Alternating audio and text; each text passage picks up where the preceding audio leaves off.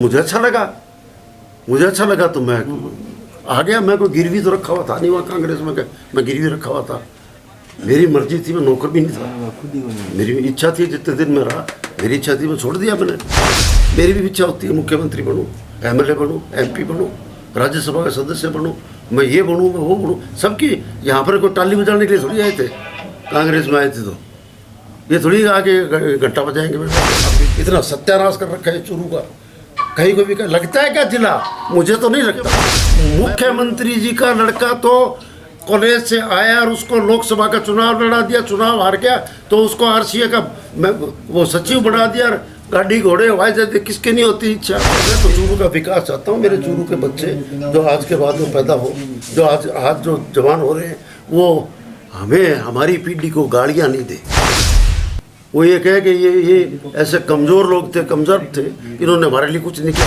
अब जब मैंने ये देखा कि कांग्रेस जो पहले आज से 30-40 साल पहले जो कांग्रेस थी उसमें और आज की आधुनिक कांग्रेस जो अपने आप को आधुनिक कहते हैं, उसमें रात और दिन का फर्क आ गया।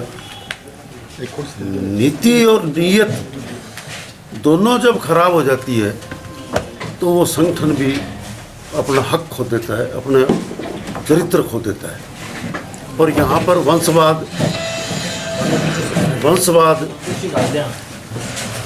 दिल्ली की देखा देखी, मैं नहीं तो मेरा बेटा, बेटा नहीं तो मेरा पोता, पोता नहीं तो मेरा भतीजा, और यही वंशवाद चूरू में।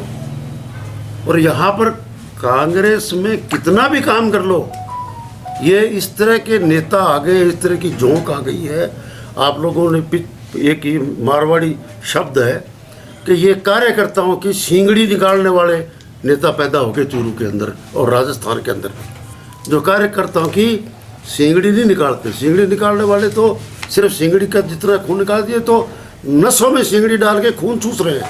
ये वो जोंक है जो कार्यकर्ताओं को चूस के और कार्यकर्ताओं की आम की गुठली की तरह, छिलके की तरह फेंक दिया। इस सब से मैं कुंठित था, मैं परेशान था, कार्यकर्ताओं को देख रहा था। और धीरे धीरे जो जितने भी स्वाभिमानी कार्यकर्ता थे, जो काम करने वाले थे, जो सार्थक समर्थक थे, जो समर्थ थे, उन्होंने धीरे धीरे किनारा कर लिया, अपने घर बैठ गए। मैंने सोचा भाई, मैं भी घर ही बैठा था। मैंने सोचा यार, एक लड़का जो पिछले 15 साल से जनता की सेवा कर रहा है, संघर्ष कर रहा है, जिसमें न कोई जातिवाद की बू है, न कोई ऊंच नीच है, न कोई छोटा बड़ा है, और वो अब संघर्ष कर रहा है। ये पैसे के बल पे, टिकट भी चूरू की पैसे के बल पे आ रही है। खुद कहते हैं मीटिंग में वो कि लाला पीछे लगा है, पीछे से वो टिकट मिलती है। मैंने कहा यार फिर ये इसको तिलांजलि देनी ठीक है, इसलिए मैंने इसको आज ये तिलांजलि दे दी। और मैंने भारतीय जनता पार्टी के अंदर आकर के एक साधारण कार्यकर्ता, मेरी कोई शर्त नहीं है। ये यहाँ के ये प्रत्याशी जी बैठे हैं, अध्यक्ष बैठे, और वो राजेंद्र सिंह जी राठौड़ साहब भी आए थे, वो भी वही थे। मैंने कोई शर्त नहीं रखी, बिना शर्त के। रातों रात क्या सपना आ गया कि आपको जिस पार्टी को माँ कहते थे? ये रातों रात सपना नहीं आया। और मेरी थाली कभी भी प्रदेश कांग्रेस कमेटी में नहीं बची थी। मैं जब पैदा हुआ, मेरी थाली, जो कहते हैं ना जन्मजात कांग्रेस, तो मेरी थाली वहाँ नहीं बजी थी भैया। मेरी थाली मेरे घर में ही बजी थी। और इतना कोई रातों रात नहीं, ये कई दिनों का सपना है, लंबा सफ़र है, लंबा सपना है। ये देख रहे थे, घुटन महसूस कर रहे थे। तो ये जातिवाद की, वंशवाद की, सांप्रदायिकता की, पैसे की, भ्रष्टाचार की, पिछले 5 साल में हर जो कांग्रेस का एमएलए था उसको इतनी खुली छूट दे दी थी सरकार बचाने के चक्कर में। ये पूरा देश जानता है, पूरी जनता जानती है, बच्चा बच्चा जानता है, बोलता नहीं है, वो अलग बात है। और उन विधायकों ने जो भ्रष्टाचार मचाया, किसी ने 100 करोड़ कमाए, किसी ने कुछ कमाए, किसी ने, और अब तो उसका नतीजा देखना आप।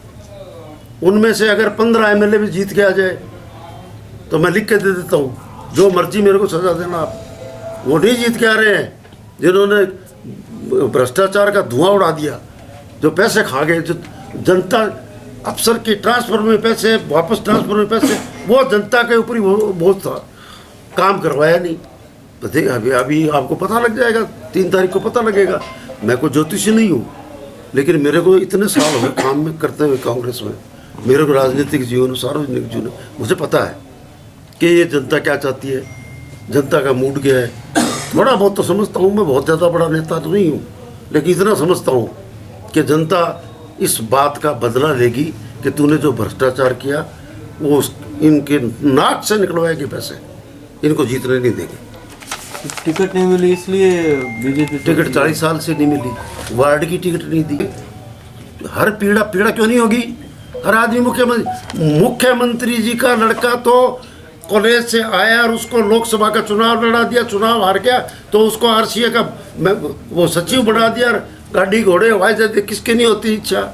मेरी भी इच्छा होती है मुख्यमंत्री बनूं, एमएलए बनूं, एमपी बनूं, राज्यसभा का सदस्य बनूं, मैं ये बनूं, मैं वो बनूं। सबकी यहाँ पर कोई टाली बजाने के लिए थोड़ी आए थे, कांग्रेस में आए थे तो ये थोड़ी आके घंटा बजाएंगे बैठ अब बीजेपी में काम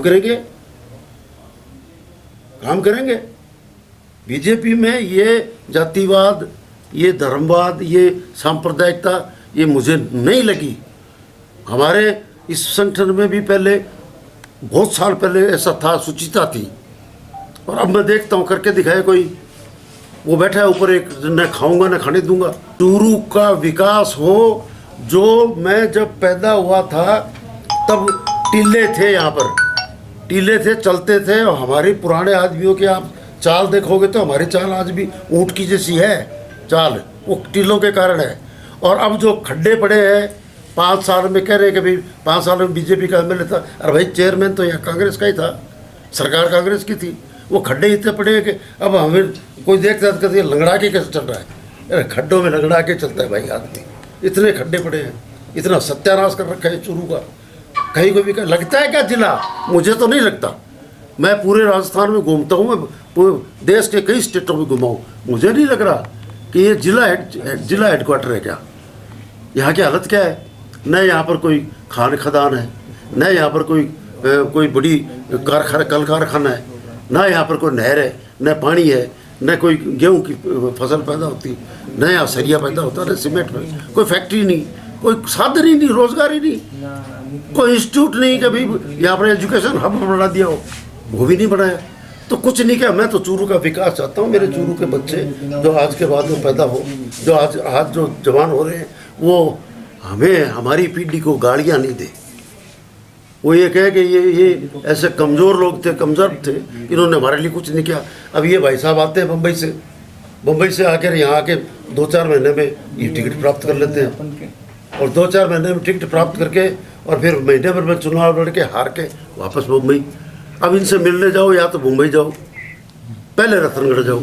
रतनगढ़ पता लगा कि रतनगढ़ नहीं बम्बई है, तो कहाँ ये कार्यकर्ता अपना गांव का किसान, गांव का मजदूर, गांव का काम करने, रेडी पे काम करने वाला, गाड़ी चलाने वाला, खेती करने वाला, ये कब तो रतनगढ़ जाए, कब बम्बई जाए।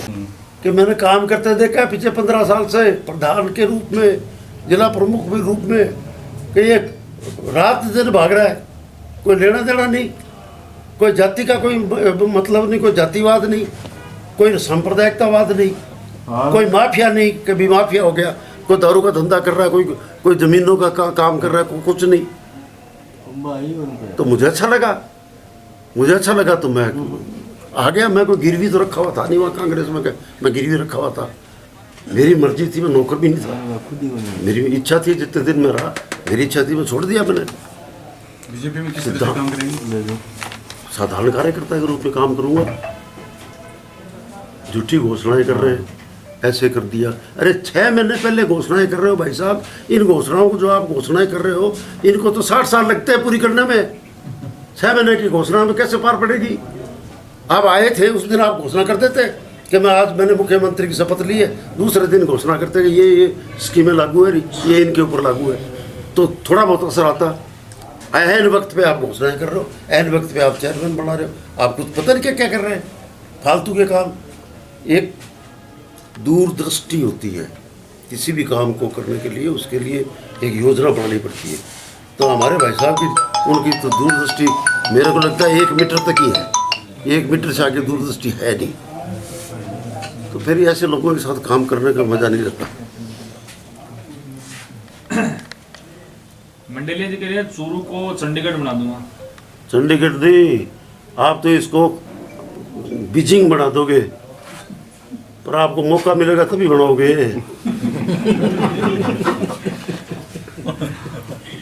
मेरे को डाल लो 2.5 शेर को लो खाजा सामने पड़े हो तो खाजा की